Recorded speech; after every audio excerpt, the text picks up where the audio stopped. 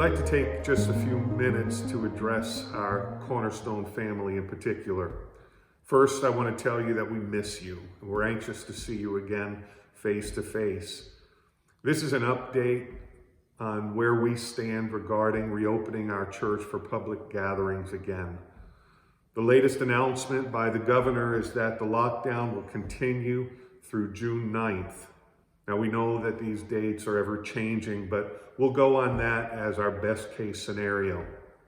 We've had 9 weeks of online services only, and I want to thank those who've worked so diligently behind the scenes and some in front of the cameras to construct what we've been able to share with you and the world by way of media.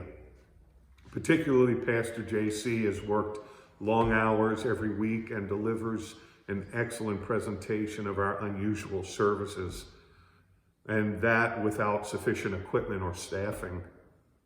I want to thank you, all of you in Cornerstone, who have been faithful to attend and to invite and to give. Our church family has remained strong and outward focused and caring, and I'm proud of you for fighting off selfishness and frustration and fear. We've learned a lot during this time, and I pray that never again we would take meetings together for granted. For many of you, this has been an opportunity to recalibrate priorities and schedules. His kingdom first, we're learning, must be our approach to life, and the lessons of this season must be long-lasting. We as a church and in our leadership have been in communication and counsel with our church district and national leadership, many churches and pastors throughout the country, our town and state federal officials, health departments, and others to gather as much information and knowledge upon which to base our decisions while we move forward. When the time comes, we'll move into phase 1. It will require a lot of patience and flexibility and willingness to sacrifice for others. We have a number of safety measures that will be in place as recommended by health officials and the application of wisdom and care. We will share with you the specific procedures and protocols when we get closer to the opening date.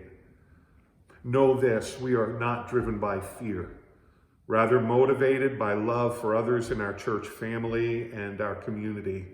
And we will do everything we know to protect the most vulnerable among us and prevent transmission of the COVID-19 virus. On the front page of our website and our church Facebook page, there'll be a link to all the details necessary for us to reopen safely. I'd like to highlight a few. During phase 1, we will have one main service. There will be no children's ministry activities or nursery or child care. Our lead nights, life groups, and serve teams will continue virtually through Zoom. We anticipate these will be resumed in phase 2 of reopening. Our sanctuary will be set to allow for social distancing. We have a plan to have outdoor meetings in the early weeks and maybe months of transition through the summer.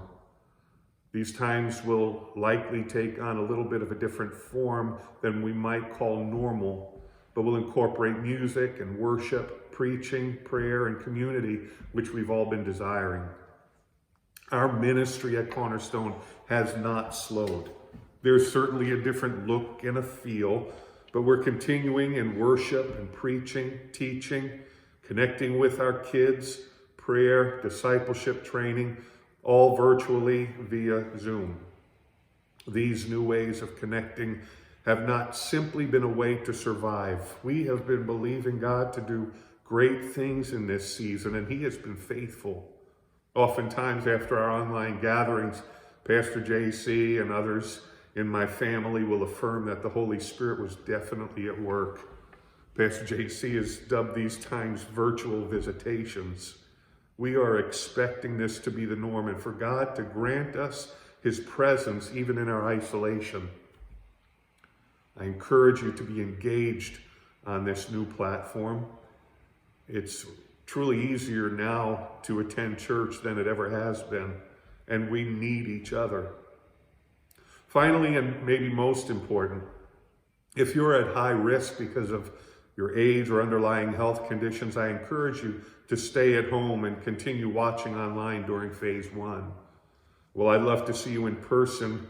We love you and we want you to stay healthy. There's a lot of tension in our country. Some want to open, others passionately believe everything should stay closed. And here's how we'll approach it. We'll respect the thoughts and preferences of others and not make anyone feel better or lesser, non-spiritual, because they have a different approach. Please listen to me. Attending in person is not a sign that you're more mature or more godly or more committed than the person who chooses to stay at home. And staying at home doesn't make you smarter or more caring than the person who chooses to attend. We've done a great job of loving and caring for one another over the last 2 months, and we want to keep that same attitude of love and concern as we transition into a new way of doing church. Like you, I can't wait for life and church to resume. Much of life now feels like hassle and extra work, because it is, but it's going to get easier. And so let's continue to find opportunities to be used by God in our world. Just know that you are loved and you are missed, and I look forward to worshiping with you again soon. God bless you.